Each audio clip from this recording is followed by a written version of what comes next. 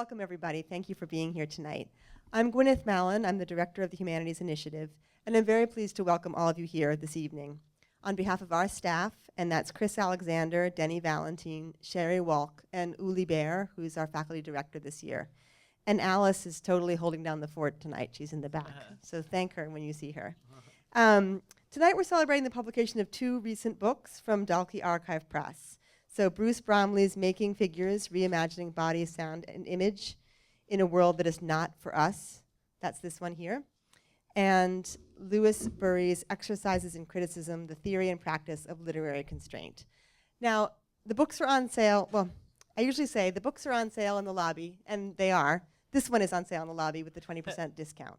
Unfortunately, this one was being reprinted, and so we weren't able to get it. But if you pick up one of these 20% discounts for Bruce's book, and actually sign up with Josie, who's from the bookstore, leave your name and email address, they will order you a copy and you can go and pick it up with this discount at the bookstore.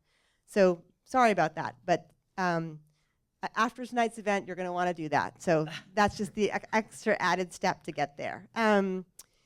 We also ask that you please sign in tonight out by the reception area, because we're trying to keep track of who comes to our events. And I do wanna thank Josie for being here tonight as well. So just to give you a quick introduction, the title for this evening's event is Making Art, Making the World. And we're going to hear from both authors tonight as they consider the ways in which criticism is itself an act of artistic making. We're going to have kind of an interesting format tonight where they're both going to read from their own work, and then they're going to be in conversation with each other. We've decided to dismiss the moderator, so there's no moderator tonight. And that means I think we're going to have a really fun, unfettered time together. So I'm going to introduce both Bruce and Louis to you and then turn the evening over to them. Bruce Bromley has performed his music and poetry throughout the US and Europe. His play, Sound for 3 Voices, was performed by the Oxford Theatre Troupe at the 1986 Edinburgh Theatre Festival, where his paintings and piano score supported the troupe's month-long run of Hamlet. His poetry, fiction, and essays have appeared in Out magazine, the Journal of Speculative Philosophy, Gargoyle magazine, Environmental Philosophy, State of Nature magazine, and Fogged Clarity, and The Nervous Breakdown, where he's a contributor. And in Able Muse, which nominated his fiction for a 2013 Pushcart Prize. He is senior lecturer in expository writing at New York University, where he won the 2006 Golden Dozen Award for Teaching Excellence. So that's Bruce. And Louis Bury is an assistant professor of English at Hostos Community College at CUNY. He has taught in the expository writing program and in the English department here at NYU, and he has played online poker on a part-time professional basis. Make sure to ask him about that in the reception. His poetry and his criticism have appeared in Book Forum, the Brooklyn Rail, Jacket Magazine, Hyperallergenic, The Volta, and The Believer, among other places. So without further ado, I'm going to turn the evening over to the two of you, Bruce and Louis, and please do stay for the reception afterwards. We have more wine and cheese out front. So Bruce and Louis, it's to you. So I'm going to be reading the brief introduction to my book, Making Figures. The intro starts with a chorus of voices culled from Nahum Tate, who's writing along with Henry Purcell the first English opera, Dido and Aeneas, and ends with Joni Mitchell. I'm not going to read all of these voices as a way in. I will read a few.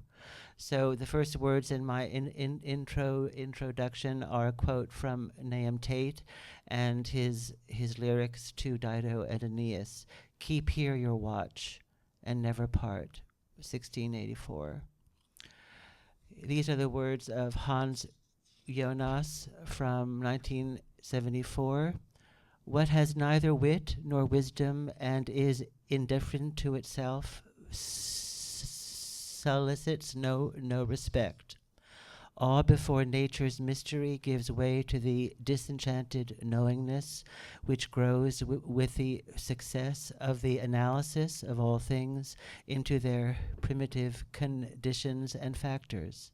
The powers that produce those things are powerless to impart a sanction to them. Thus their knowledge imparts no regard for them. On the contrary, it removes whatever protection they may have enjoyed in a pre-scientific view. The implication this has for man's commerce with the equalized manifold is obvious. If nature sanctions nothing, it permits everything. Here are the words of Arvo Pärt from 1999. I compare my music to white light, which contains all colors. Only a prism can divide the colors and make them appear. This prism could be the spirit of the listener. Finally, Joni Mitchell from 2003. The artist is the canary in the coal mine. Imagine with me that we are at Glyndebourne in 1996, watching Act 2, Scene 4 of Handel's oratorio Theodora, which Peter Sellers stages as a near opera, updating 4th century Roman occupied Antioch to the America of our present time. Just before the scene begins, we have learned that the president, by obliging all citizens to burn incense at the altars of the gods in order to honor a recent military success, conflates the state and religious observance without reference to denominational complexity.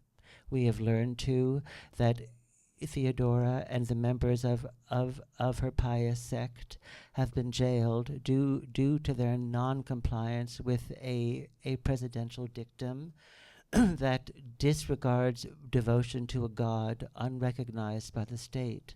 That, as she was born into a prominent family, Theodora will be forced to submit to the following admonitory punishment in the morning. She will be raped in public by those who guard her. Finally, we understand, according to the ways in which Sellers has staged the music, that Irene, the head at the moment of Theodora's devotional sect, has been murdered in her cell for failing to pay what obeisance required of her. But now, while the scene opens, our gaze falls on Theodora, imprisoned in the middle hours of the night before an admonishment she will not outlast, lying fetus-like in a cone of light, her face oriented towards us, eyes closed. She does not see Irene upraised, lingering in the shadows far behind her, does not watch Irene seeming to float in the direction of that radiance of which Theodora herself is unaware while she sleeps. Yet we do, and watching the figures irradiated at center stage, we listen to Lorraine Hunt Lieberson sing Irene's aria as if its first notes were always there, though we had not noticed them. Hear the melodic line rise to Theodora's defense, imploring that angels spread their viewless tents around her bed so as to keep her from vile assaults secure. We observe how image and sound appear to angle towards what cannot quite be seen or spoken with sufficient adequacy. How both utilize vocabularies centered on the visible, on the sayable, as a means of pointing to their apparent opposites. Looking at Irene's hair falling over the body of Theodora, at Irene's arms forming two curves that surround this body, still asleep, we find ourselves hypnotized by what they effect. A sleeping arm rises into the light and stays there. Theodora's guard, into whose ears Irene vocalizes her plea, turns, unseeing, his eyes moistened, lit, even in the darkness. Throughout, Handel, his librettist Thomas Morell, Sellers, and his players prohibit our forgetting the palpability of the dead, of the living, the two intermixed beyond the logic of explanation, and an intermixture that, were all involved to acquiesce in it, might reorder the morning that is almost here. I begin with a sonic picture of our need to acknowledge what we may resist considering, because much of the work which follows my introduction concerns interminglings, intervolvings, by which our world would only be enriched if we could consent to admitting them. Admittance results from from a kind of seeing. What we see, we can act on, and given that we live in the midst of a climate change produced largely by our own behaviors, to refuse to act, as Elizabeth Colbert warns in Field Notes from a catastrophe, is not to free ourselves of consequences, but to rush towards them. Yet, since behaviors issue from desires, yielded to or checked, since desires play on persons, to reconceive the performer is to allow for the possibility that his performances may submit to transformation. Once we combine that potential transformation with the notion of interrelationship, with the concept that the human cannot be an itself, isolated from the outside of which it must be a part, from an interdependency with beings animate and inanimate, we arrive at the near comprehension that we may be other than we know, that our actuated desires fail the world into which we insert them when we operate under an impoverished vision of what relation means, one grounded in simple equivalence or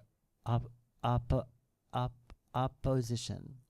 Thus, the effort to shift our sense of the relational can guide us to shifting the personhoods by which we thought we were defined, to modifying the ways in which we bear on the many things among which we live. As a work of art manifests an approach to the envisaging act, represents that act, we ought to be capable of transferring the closeness of our attention to it, regardless of its difficulties, because of those difficulties, to the world, which, on the edges of any text, merits all the attending we permit ourselves to imagine offering it. And this admixture of attentiveness and imagination leads me to my primary subject, Virginia Woolf. I organize my investigation of Woolf's thinking around the waves because the latter arises from the imperative of interrelatedness, the challenges of interrelatedness we stand so in need of, whether or not we recognize them. I also believe that Woolf's questioning the singularity of selfhood answers for her lifelong interest in generic fluidities, in how one art form touches on another, that touching with respect to her readers, reshaping the reading mind that commits itself to contemplating liquidity and its troublesomeness. It is not obvious how we can distinguish one thing from another under the press of that onrush, how we can discern things as separate from one another when they appear to merge. Yet merger need not be identical with erasure, just as the thing that touches us, by doing so, cannot be our equivalent. Indeed, Woolf embodies this emphasis on the toil of discernment amid the interrelated very, very powerfully in the manner by which she represents her narrator's interventions in the narrated. Though I respect much Woolfian scholarship, awareness of a mobile, narrating presence with regard to the waves has often been strangely erased from discussion. Virginia Woolf and the Invisible World shows Emily Dalgarno consistently citing the language of Woolf's characters as though the words were not reported by the implicit intermediary whom the text takes care to register. Anne Banfield in The Phantom Table declares that the novel's structure alternates unoccupied perspectives with occupied ones, even as such perspectives with their proliferating figuration must presume a seer. For the whole of Cezanne and formalism in Bloomsbury, Beverly H.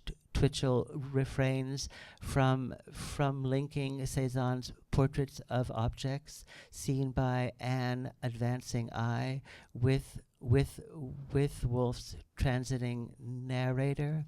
J. Hillis Miller in Modernism Reconsidered finds all Woolfian narrators a fictional replacement of God, an assertion that such presences could only deny, in view of how they intervene between character and reader, never demonstrating complete access to what they describe, or that nothing persists outside their activities. No, Woolf's mediating narrator can be none of these.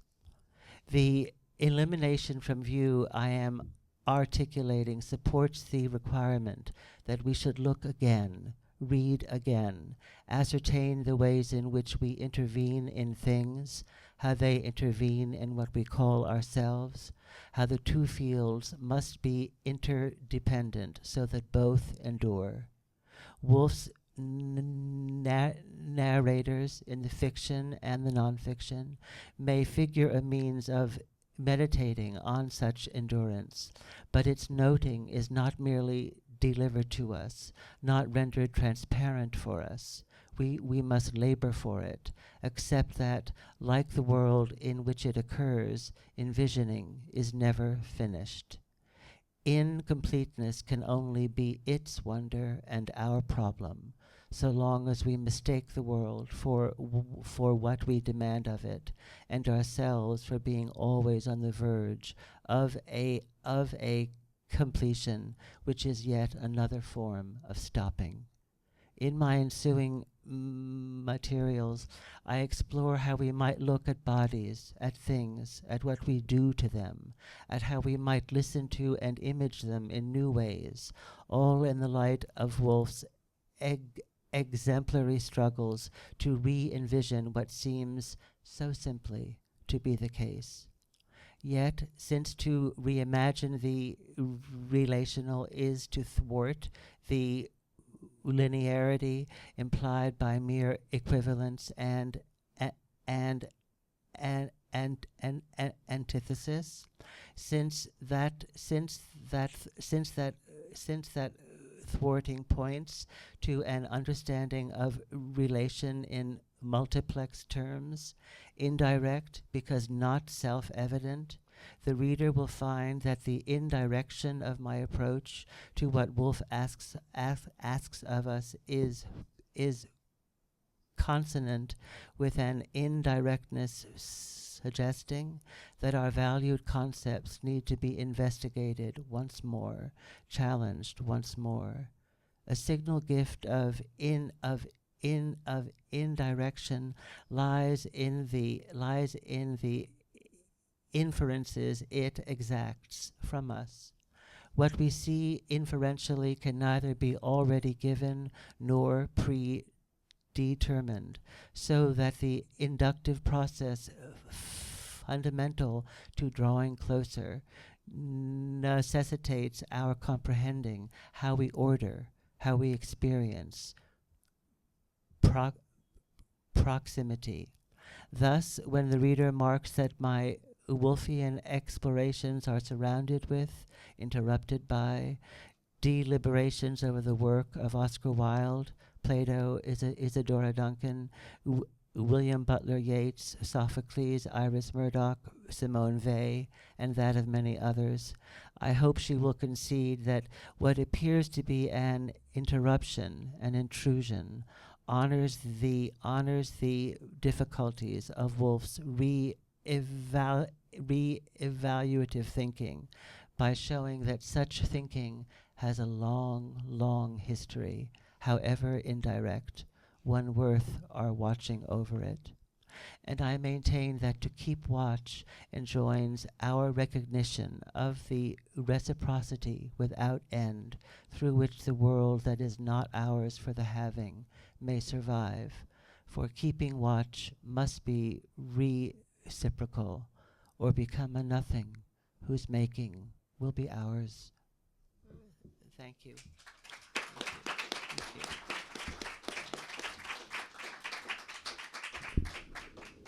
Thank you, Bruce. Thank you. So what's going to happen now is I'm going to say a few brief words transitioning from Bruce's book to my own that'll, I think, draw some conceptual overlaps between the two. But before I do that, I just want to thank Gwyneth and the Humanities Initiative for having us here tonight. And thank you, Bruce. I was actually your student. I don't want to say how many years ago, for both our sakes, here, and a number of years ago, last year. Yeah, right. Actually. Why not? Yeah. And it's great to see so many friendly faces in the audience.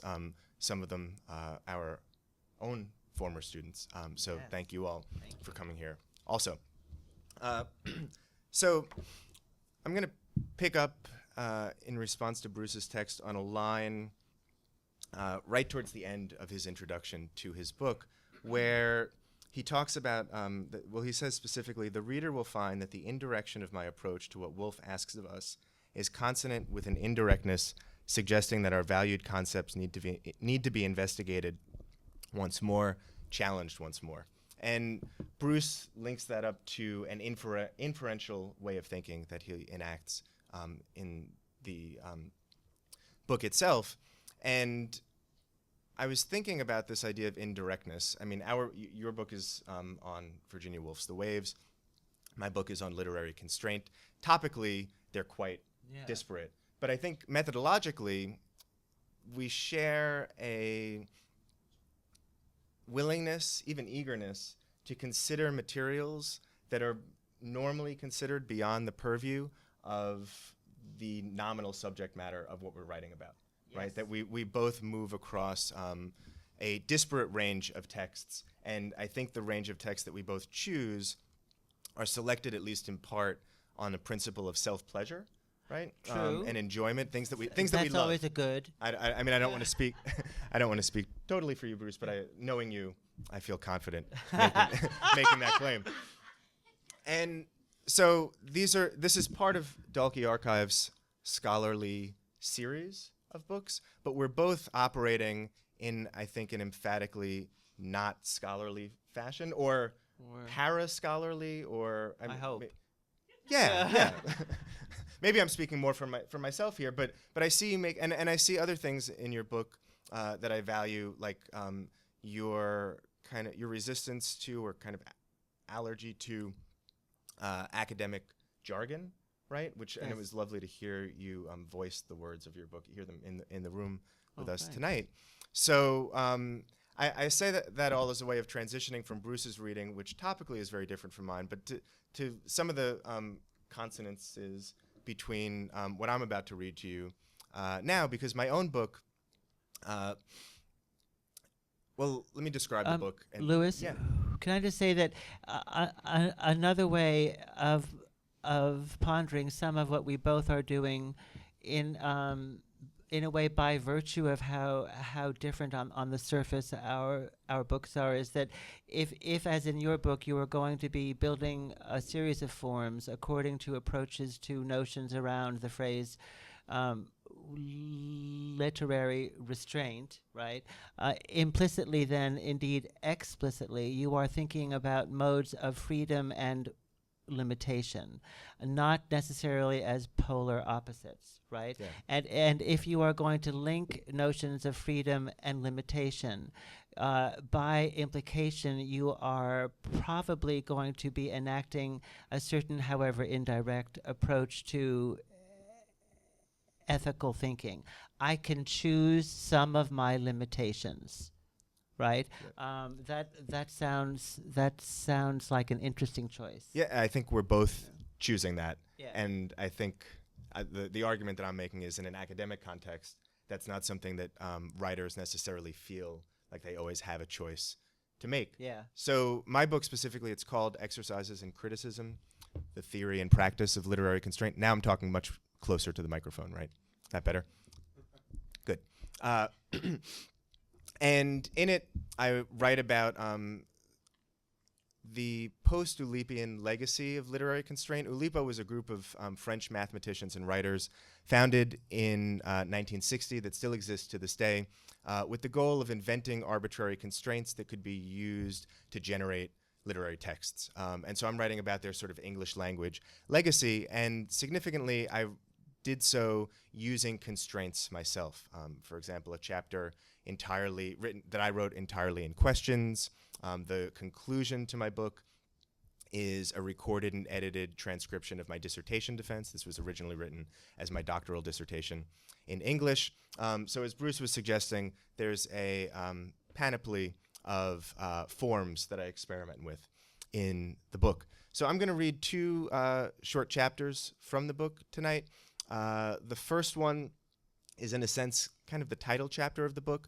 The title of my book alludes to Raymond Queneau's 1948 Exercises in Style, in which Queneau retells the same mundane, very mundane short story in 99 stylistically different ways. So mine is an exercise in criticism. And the chapter is called The Exercise in Oulipo. And I'm not going to, and so I made a mundane statement about Oulipo as a group, and then I revise or retell that statement in 99 stylistically different ways. I won't read all 99 versions. I'm going to read a selection for you right now and then I'll read something else. Oh, and I guess I should, I'll read it and then I'll say the thing before the next chapter. The Exercise in Oulipo. Notation. The notion of the exercise is fundamental to Oulipian writing praxis. Synonyms. The concept of the workout is foundational to constraint-based compositional practice. Antonyms. The sensation of idleness is inessential to surrealistic speaking caprice. Double entry. The notion and the concept of the exercise and of training is fundamental and central to Oulipian and constraint-based writing and inscription, praxis and practice. Compound words.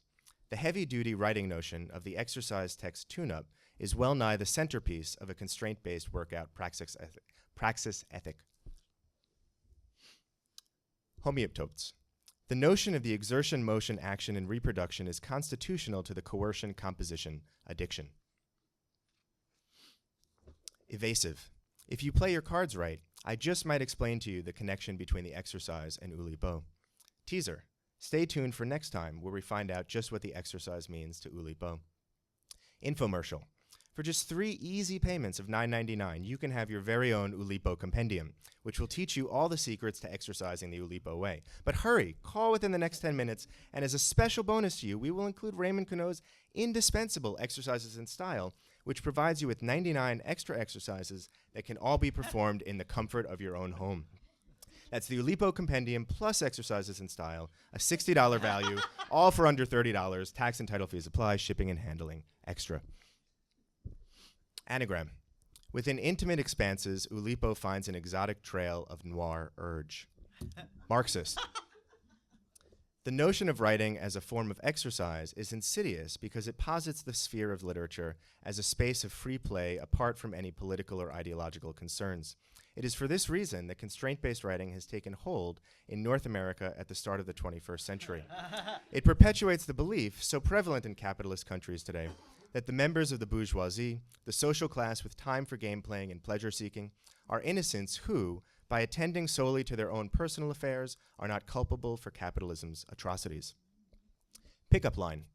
Do you know do you know karate? Because your text is really kicking. Probabilist. Enough monkeys with enough typewriters, and the notion of writing as a form of exercise was bound to happen eventually. Cultural studies. The surprising vogue for constraint-based writing in present-day American literary circles must be understood against the backdrop of the country's fitness boom in the 1970s and 1980s.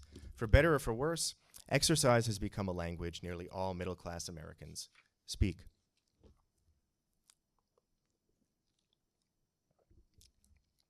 Corporate. This exercise-based initiative empowers cutting-edge users to optimize efficient methodologies and embrace scalable infrastructures, thus allowing them to utilize compelling experiences to target next-generation relationships in the process of redefining revolutionary niches. Binary code. 10011111010101010101010110001. Postcolonial. At first glance, it would be easy to dismiss constraint-based writing as the idle literary exercises of a privileged leisure class. Doing so, however, ignores perhaps the most interesting facet of such writing, that the writers, typically white middle-class men, willingly adopt in their writing a subaltern subject position or something close to it, a position where the writer's subject's freedoms have been curtailed. What's more, these writers contend that such a situation is, paradoxically, liberating. It must be pointed out, however, that their situation is fundamentally different from that of a true subaltern, since the latter subject position is by nature involuntary. Even so, this complex power relationship means that every constraint-based text implicitly interrogates, willy-nilly, the very concept of freedom itself. Spam. From ultra.books.mailer@ultra.books.com. Subject, urgent, 99 reasons to smile. Date, May 28th, 1948. Is your vocabulary not big enough? Do you constantly feel like women notice how small your words are? Tired of telling the same old stories in the same old ways? Here's your chance to do something about it. Literature expert Raymond Queneau reveals all his best-kept secrets about how to tell stories with style in his exclusive new book, Exercises in Style. These exercises will rejuvenate your vocabulary and your love life. All this for only $19.99, a price you can afford to ignore. Structuralist. The architectonic structure of Exercises in Style is repetition plus variation, the same story repeated in stylistically variant ways. This structure is a grim commentary on the state of Western storytelling in the mid-20th century. No meaningful new stories, no meaningful new myths are possible, only idle stylistic retouchings of the same wearied tales. Sports talk radio host. Now hold on a minute. The idea that all writing is just a game. I mean, come on, you know me, Mike. You know I've been a fan of avant-garde art since I was a kid. I read all the books. My father took me to all the galleries and the readings, just like I'll take my son when he gets older. Heck, I was there at the Berkeley Poetry Conference in '65, one of the greatest readings you'll ever see. But I just cannot give Oulipo a pass this time. It's gone on long enough. When you are making as much money as these writers are, you cannot turn around and then tell me that it's all just an exercise, that it's all just a silly game. Be fair now. Be fair. It's a business. Bottom line, it's a business. Silence. Amazon.com reader review, laudatory. Eye-opener for all professions, 5 stars. I see after reading this book how many ways there are to present information in different and interesting ways. Forget my monotonous ways. I have found myself in my engineering profession writing technical presentations with a new awareness of the style of my presentation. Exercises in style is fun to read on the bus or at home, and in moments of writer's block.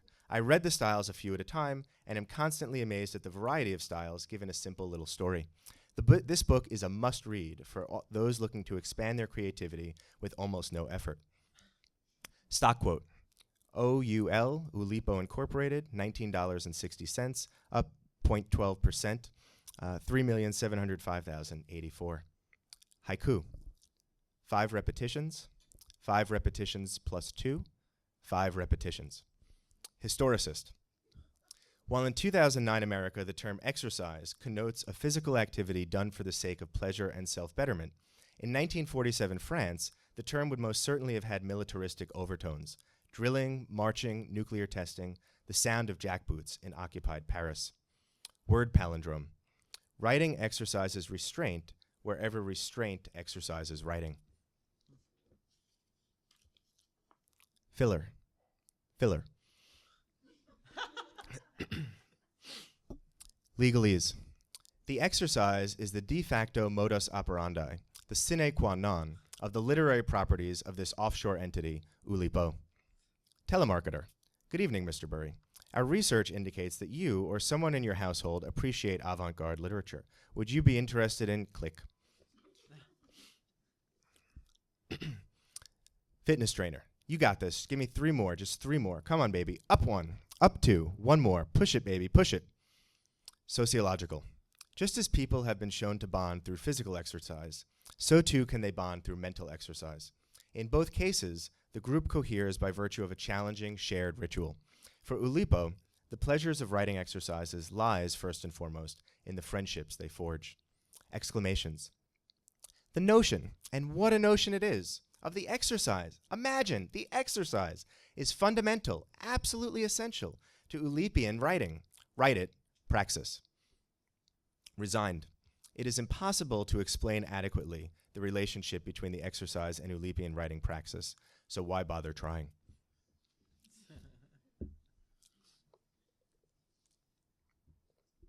And so roughly half the book, maybe 2/3 or so, are critical exercises on other people's writing of the kind that you just heard. And then in the last section of the book, maybe the last half or third of the book, it takes kind of a personal turn. So I'm going to read a chapter from that personal section. I'll read the introduction to it, and while I'm reading the introduction, I will need one brave volunteer from the audience to come up and help read with me from this chapter. You will be playing the part of my father. To make not to intimidate you, right? I know as a teacher that's the wrong way to frame to try to get volunteers. So this chapter is called "One Should Not Try to Go Over the Limit."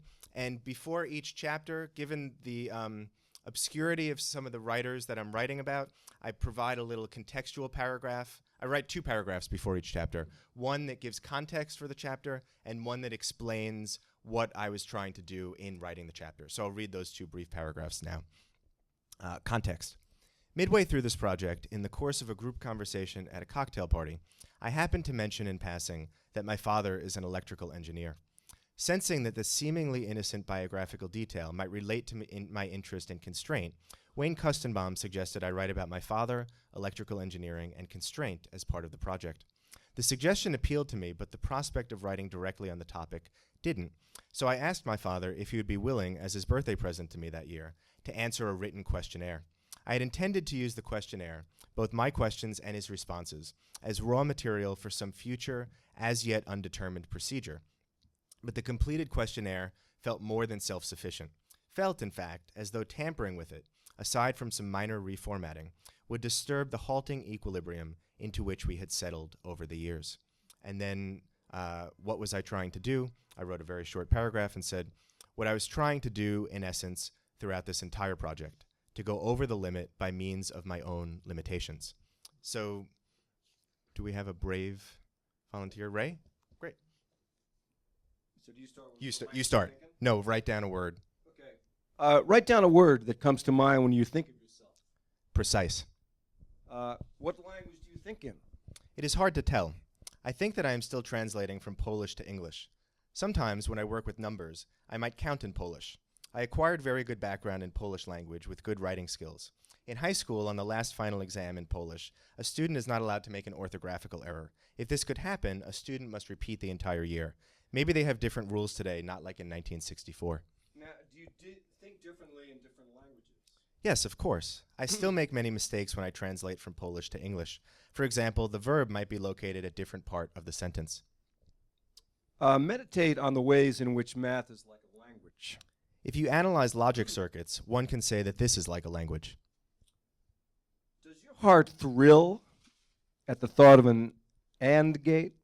I don't find myself excited by working with gates. For me, this is just a tool to analyze combinational or sequential logic circuits. My students find digital circuits easier to comprehend than analog.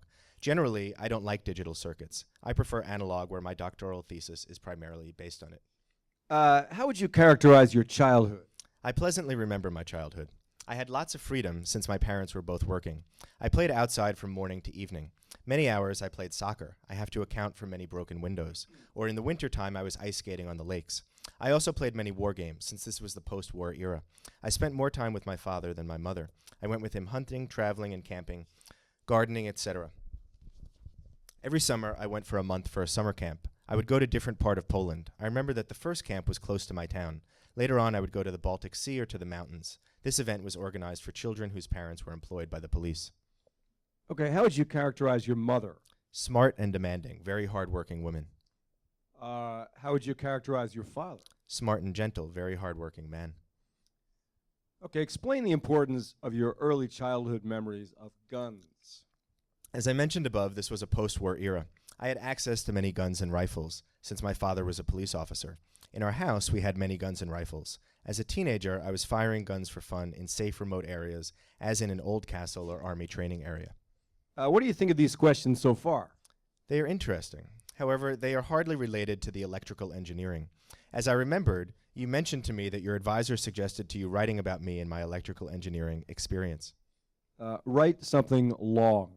I will not write something long, but I will mention to you that a colleague of mine from NJIT, whom I work with at the Sarnoff Symposium, writes less than I. 35 years ago, when I graduated as an engineer, English communication skills were not as important as today. At this point, I don't see a reason to take English classes in order to improve my communication skills. Okay, articulate your thoughts on transgression's importance. One should not try to go over the limit, as this can get him in trouble with the law. What kind of social animal are you? I don't like to socialize with people in bars. In my association with IEEE Princeton Central Section, I meet many people at our events. Since I am the section chair, Mom supports my volunteer work and attends with me many section events because she understands the importance of this to me. She attended our awards dinner at Princeton University Prospect House or activities in Albany or Binghamton. What appeals to you the most about electrical engineering as a scientific practice? I was always curious how a radio or TV works. In 1961, in Poland, my parents purchased first TV and had troubles with it. I was able to repair this set by changing vacuum tubes. This was not a very difficult task, but I was interested how this TV set works. Okay, what appeals to you most about IEEE as a social and professional association? I'm able to discuss a variety of engineering topics with many engineers. Do you wish Emily and I could speak Polish? Yes, I do. Well, how come you never tried to teach Emily and me Polish?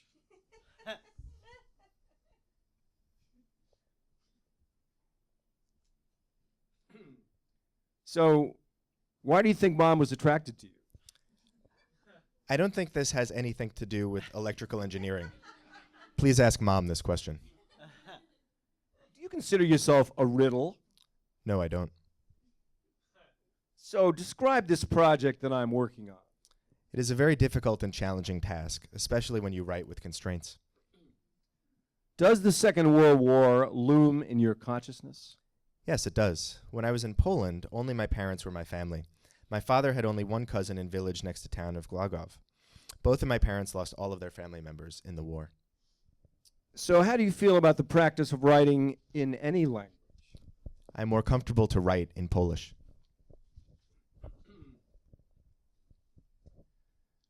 How do you feel about having conversations in English?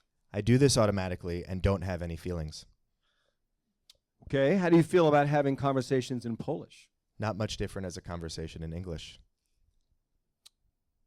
Do you believe human nature is inherently evil, inherently good, or something in between? There are three categories, all of the above. It is a human nature. Now, when I was a child, I once asked, how come you didn't attend church with the rest of the family? And you told me that it doesn't matter what you do, but what you believe in your heart. Do you believe this? Do you believe in a God? I do believe what I said to you. I do believe in God. It has a power that can't be comprehended or explained. Discuss a sublime experience you have had.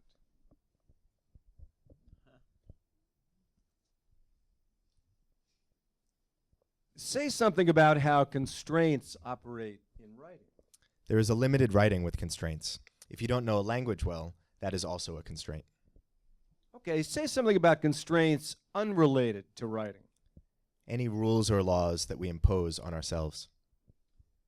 So what is the nature of our relationship?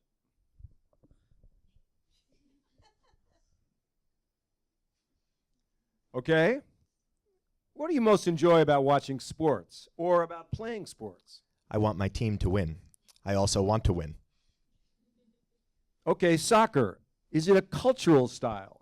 Yes, it is. In South America or in Europe, people are very involved with this sport. When we visited Italy in October, Emily chatted with shoemakers.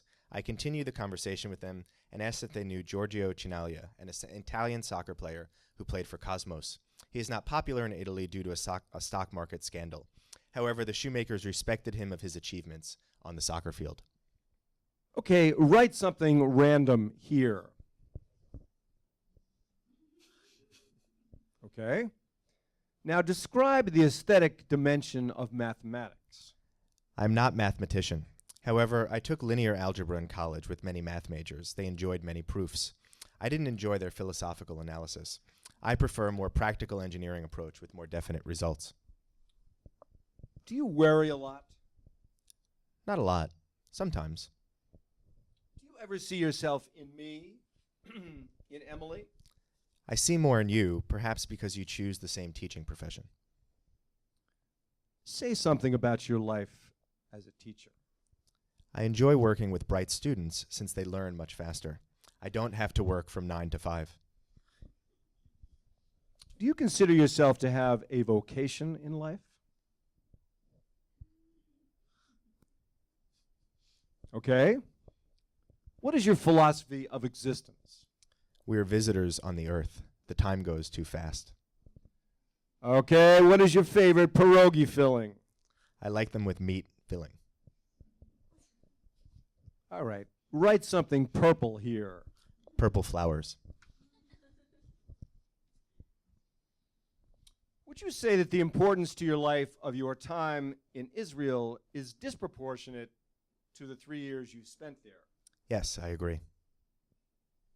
What is it about electrical engineering specifically as opposed to other types of engineering, say chemical or civil, etc., that appeals to you? I can design a converter that everybody, including other engineers, can use. If I had other engineering knowledge, I might enjoy other engineering areas. Write something in Polish about your Polish identity, then translate it into English.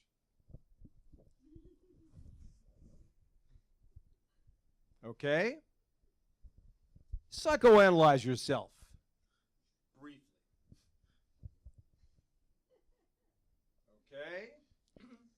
How about any thoughts on poetry? I tried to give Grandma's poetry books by Julia Slovacki to Polish Church. She treasured these books, but I felt that they just taking a space. A few days ago, before I made a call to the church, I read some of the poems. I found these poems very enjoyable because they were rich in words that I could appreciate, not like poetry in English. What do you think it is that makes you good at math? I use math as a tool. After a while, you become proficient in math by repeating particular operations. In what ways are you different now from when you were, say, 44 or maybe 24? When I was 24, I had no responsibilities. At 44, I had to support my family. How much has living in the U.S. changed you? Do you consider these changes to be for the better or for the worse? I am accustomed to a U.S. life. These changes are better, and I couldn't live elsewhere. However, my 18 years in Poland will always be in my memories. I met Nobel Prize winner from Princeton University. He came to DeVry for a presentation. He talked about his village in England where he spent his childhood. My point is that everyone remembers their childhood. Are you easily impressed by others? Sometimes. Okay. How do you feel about communism? I'm glad that you don't have the experience to live under communism. Because of that, I have the tendency to be more conservative and ignore socialistic values. When did Grandma first tell you she was Jewish? And how did you react? I think I was 10. I was in shock. Say something else about electrical engineering. Good profession. Identify something that you don't like about electrical engineering.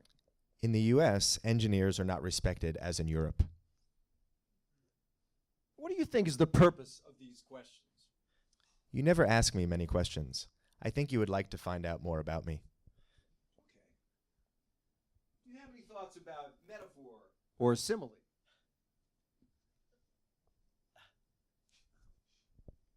Okay.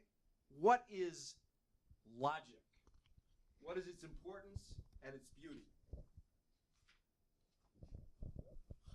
Stop her, huh? Okay. Name a great pleasure you couldn't do without. Working on the computer. Quote a text that you are particularly fond of quoting or that speaks to you in some way.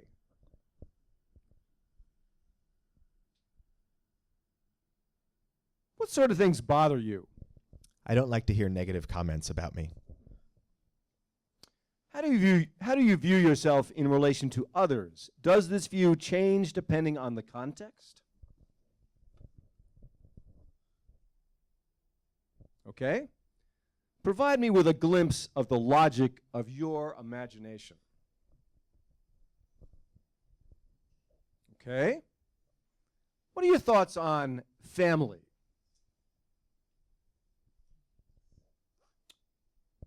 Is there a relationship between shyness and constraint? Yes, it is. A person might have difficulty to express his thoughts. Categorize your attitude towards your physical appearance. I'm not very concerned with my physical appearance. Name something that I don't know about you that I'd be surprised to hear.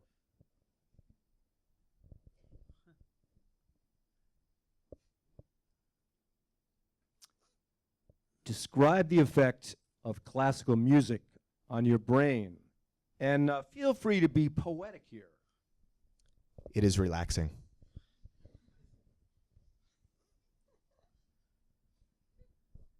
Say something else about Grandma here. Very independent. Went through a lot during war.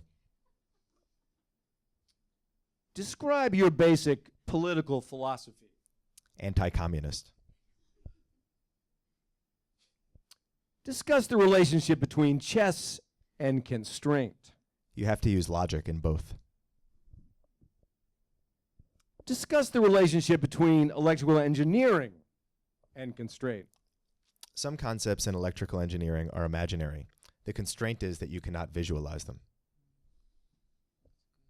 Discuss the relationship between masculinity and constraint.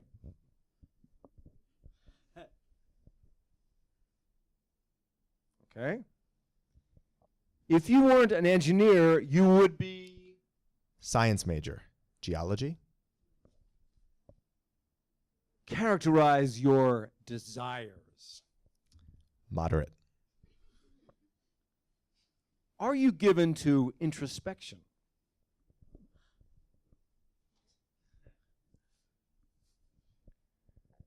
Has writing about yourself at such length had any effect on you? Not really. Anything else you would like to add or say? Thanks, Lou. And thank you, Ray.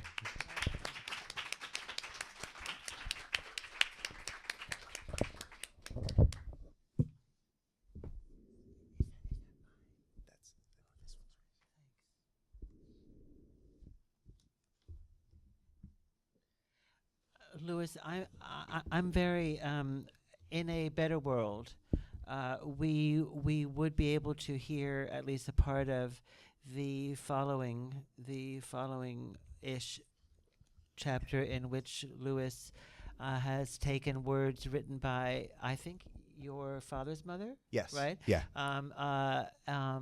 These are words that she wrote about when she was in Poland, and when she was in Poland before the disaster of the war and during the disaster of the war. And they are very, very beautiful and powerful, especially when put next to the voice of her son.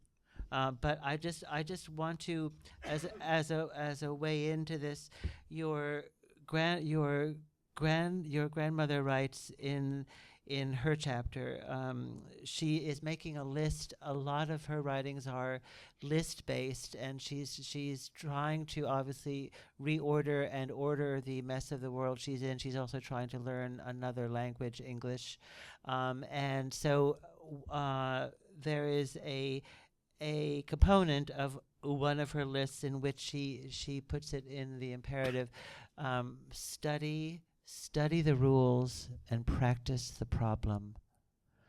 And when I read that, especially with the context that her writings and that your brief introduction to her writings give us, that made me think a lot of your book and a lot of what a lot of us in this room do. We study rules, and we practice the problem, and often practicing the problem is to reshape maybe the problem, or certainly to reshape our experience of the problem. No, Yeah, I like that idea of practicing the problem rather than solving the problem. Yeah. Like, to practice it would be to deliberately Kill enact it. Yeah, or I don't know what it would deliberately. Yeah. Yeah. Uh, Yeah. so What? should we ask each other a question maybe, and then open it and Okay. lead it up, Sure. Because So I would just like to ask, if I may, that it seems to me that much of what you've read to us, and according to my readerly experience of the whole of your book, right, the work urged me strongly to think about the possible manifold relations between how we think about limitation and freedom, and by extension responsibility. No, and then the question is, right. So if that is a base for the following question, I'm imagining that I'm a reader of your book who is not from the world that we are from, who is not a part of the world that a lot of us in this room are a part of, and so I'm wondering what possible extrapolations, to the world outside these windows, and that world abuts against these windows. What possible extrapolations to the world outside might some of your pondering these notions of freedom and constraint and limitation and responsibility say? Yeah. Wow. Can I be as evasive as I am in the book, and say, do you want to answer your own question? Because I think it's I'm not just being cagey. My book very explicitly deals with these things. It's thematized and it's enacted in the writing process. But in your book, it's implicit. It's there what you're asking about, and I think because it's implicit, it's therefore potentially more interesting because it's less obvious on the surface. So I don't know about that, but anyway, I mean, it does seem to me that we're both trying to find languages for and forms for thinking about concepts that are very big, but that can be made, at least on the page and in the mind, a little more manageable. Without stabilizing those concepts or making them dead, right? So I thought that, I found it very, very moving on the page and in performance when your father's silences in regard to some of those questions were really big answers, right? I mean, he was really present in those absences. Yes, yeah, and know. and that becomes a theme throughout the Yeah. book. Like when I go to Fort Tryon Park to read some of C.A. Conrad's poems and perform a procedure yes. on them, and think about Conrad's voice, who I'm enacting and just reciting in the middle of this empty park to myself, and I think about him and the continuum of kind of dead and living poets, and in the way that you're also thinking about the living and the dead as a continuum, Yeah. which I don't think they're normally is a way it's normally Sadly. thought of. Yeah. thought of. And I guess as you were talking, Bruce, it made me want to formulate my redirection of your question to you in more specific terms. And that would be to say that, how do you imagine yourself negotiating the rules and limitations of academic writing specifically in your book?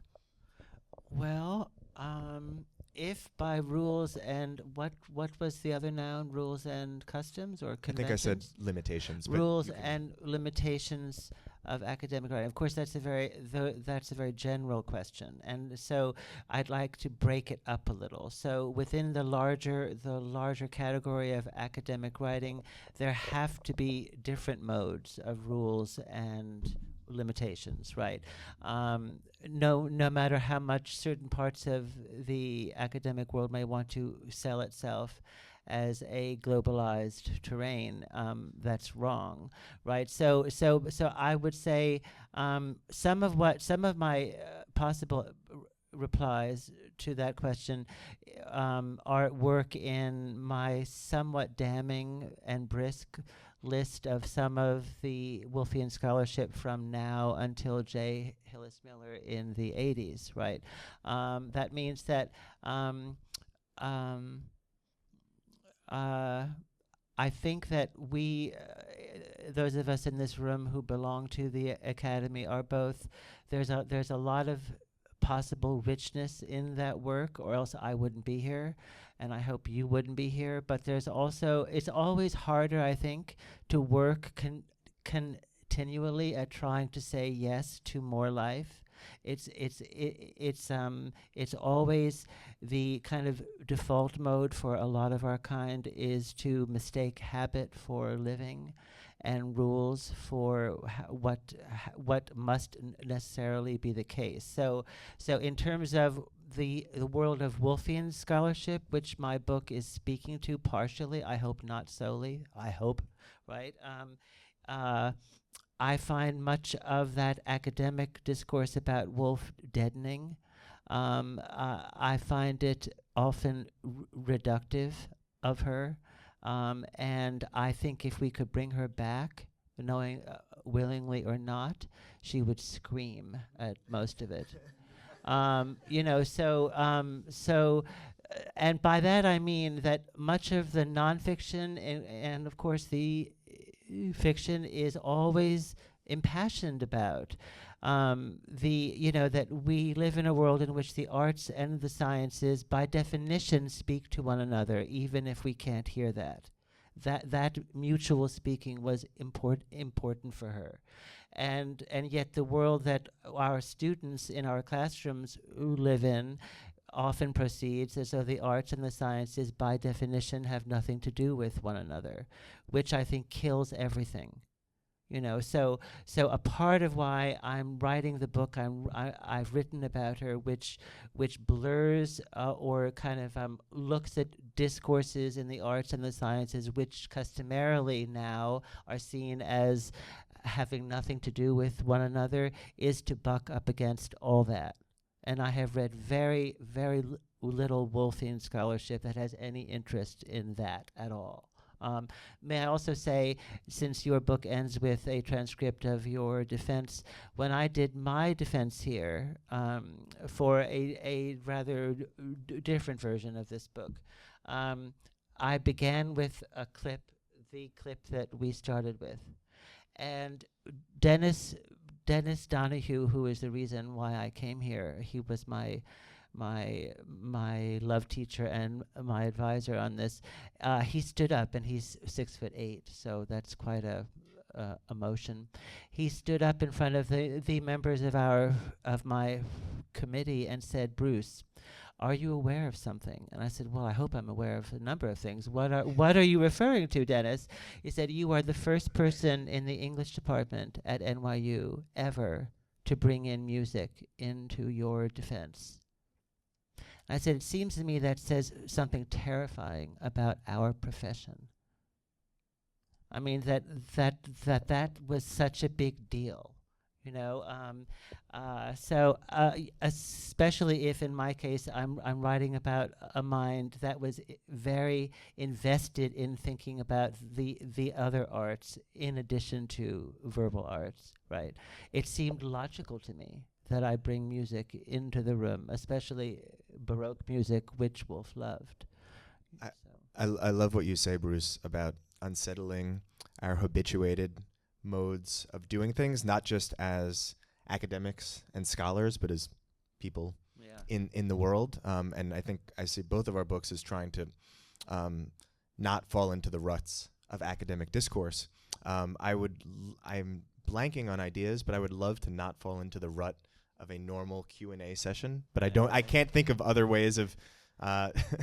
Actually, there's people in the room who I've been to conferences with where we've tried degrees of success to do other things. But I am thinking that it might be time to open things up to questions from the audience. Or not.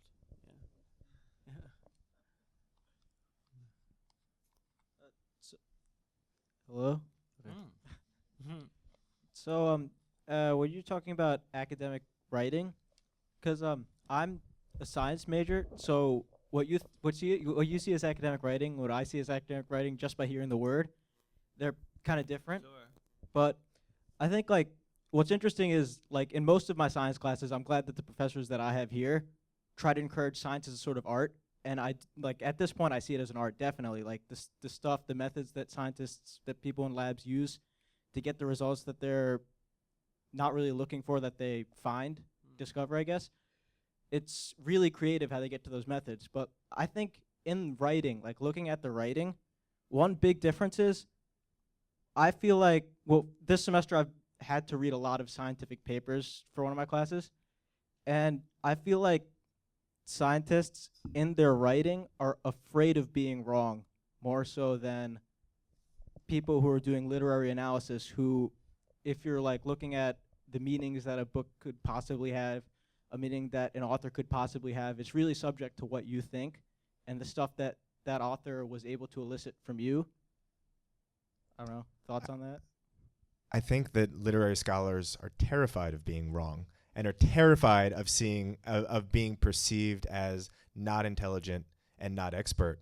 And actually, at least in terms of my own motivations, it's why I get called a poet because it's kind of a cool way to introduce someone at parties and things like that, right? But I'm not really invested in the business of writing actual poems all that much. I've only published small handfuls here and there, and I like doing it undercover more than under the banner of poet. But traveling under the banner of poetry, to me, creates a relationship to writing where you're assuming from the outset that you're going to fail.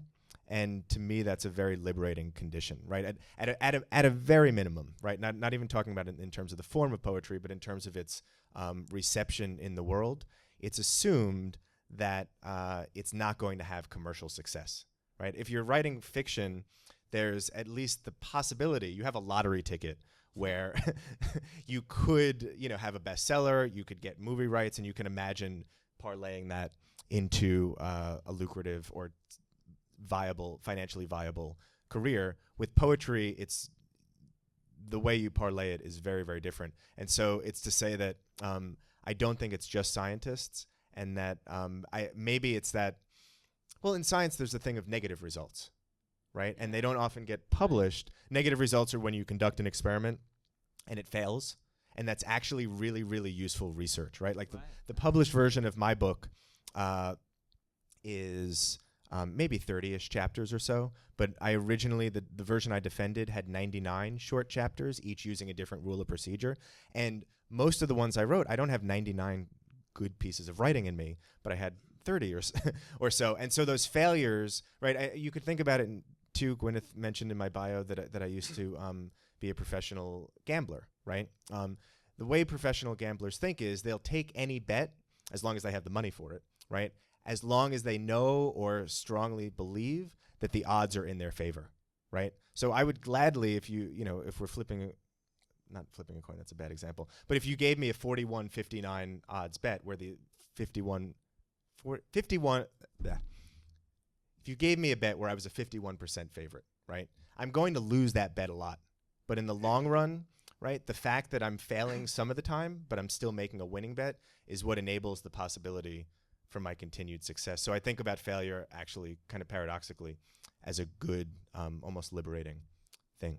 Yeah, and I think it's possible, as Lewis has been implying, especially in regard to your thoughtful question about the sciences and the academy and right and wrong. It's possible that to fail in certain cases may not necessarily mean that you were wrong, right? I mean, failure and wrongness are not by definition allies, right? It's possible to fail at X and to have manifested something right. There are lots of examples of that. I think one of those examples is actually walking, right? Right. Because when you walk, you're on one foot, and then you're starting to lose balance, and then you're falling, and then you catch yourself with the other foot.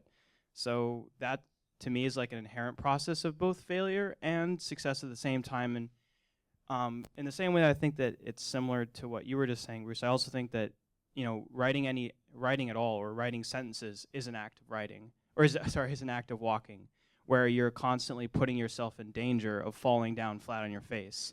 But you always have that period on the other end where you catch yourself. Well, I guess maybe not to the pre-Renaissance writers, but we'll leave them aside for now.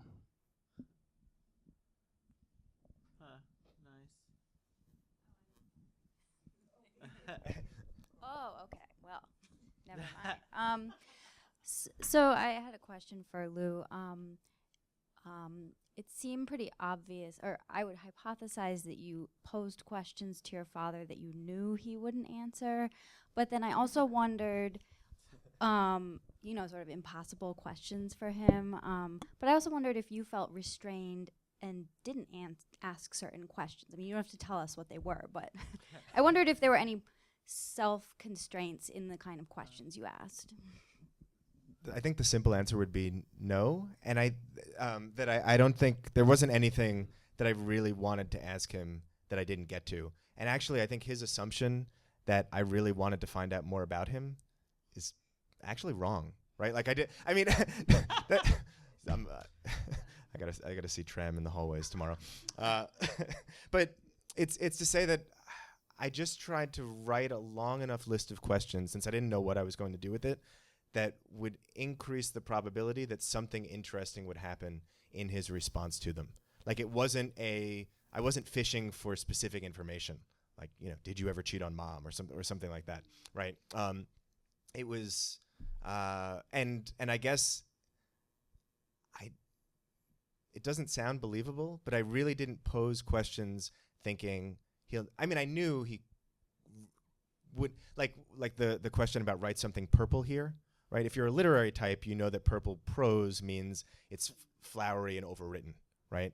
And so I guess I had to, on some level, have known he wouldn't, he would respond to that differently. But I guess I was treating the questions almost as an act of writing in their own right, a little separate from how he was then going to respond to it. And more generally, I would say in response to your question, Heidi, that I think the dynamic that became clear to me as I got further and further into this project was that even though I was nominally imposing limitations on myself, I was actually solely interested in those limitations as an excuse to break rules and to grant myself freedoms and permissions. follow-up question, and this was brought to mind because you said that you were a professional gambler, and so I started thinking about Mallarmé's Uncle Didé. So you must know it, yes? Yeah, it's displayed all over the page.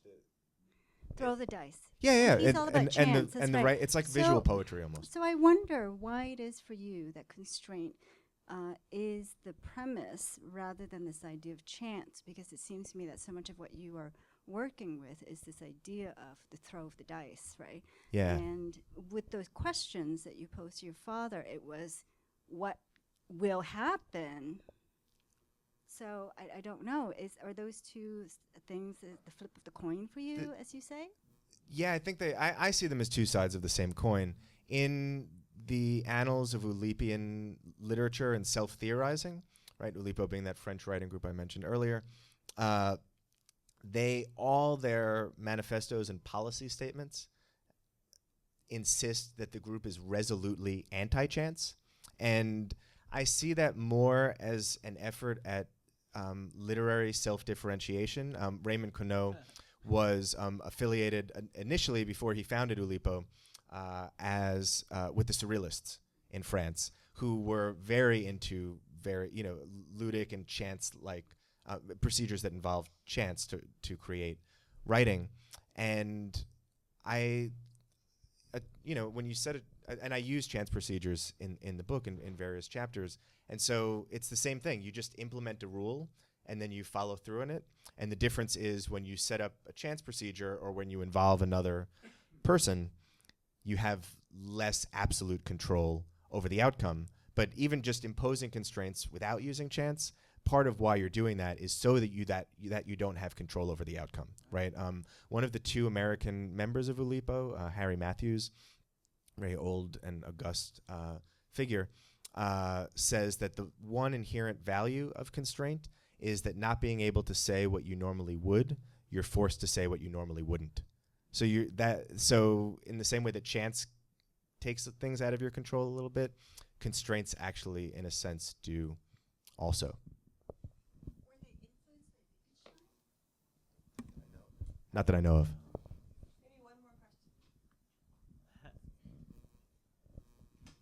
This is just responding to Heidi's question. When you said that you asked so many questions in the hope that, sort of as if you were gambling, that something interesting would be said. What would be interesting in the context of your book? When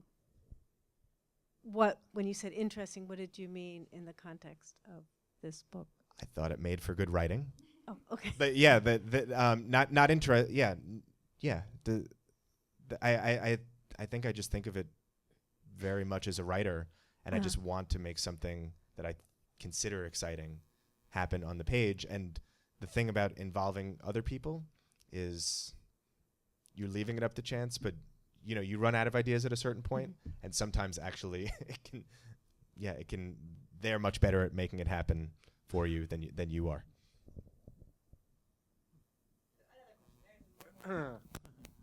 I have one more question for Bruce Bromley. I'm very curious. You alerted earlier to what Virginia Woolf would say about some of the criticism of her, some of the.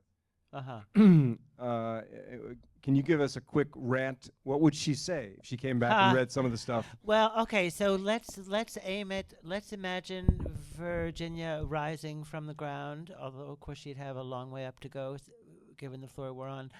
And let's say that she had the opportunity, that word has to be in quotes, to read some of what J. Hayles Miller writes about her in his 1983 book on modernism, and I quote a sentence which he writes in regard to the waves, where he makes it his business to want to elide the fact that, okay, so the novel is made up of a formal pattern that is repeated and varied across the duration of the novel. It's a two-part form. There are italicized sections that picture a landscape shifting over the course of one day, and there are the following sections which are in standard font, and all of the voices we are reading are given names, so it's as if we are being spoken to, and all the voices, all of the content of the voices is embraced by quotation marks, which implies by definition that someone else was there recording the voices, right? That we have no transparent access to the life of these voices.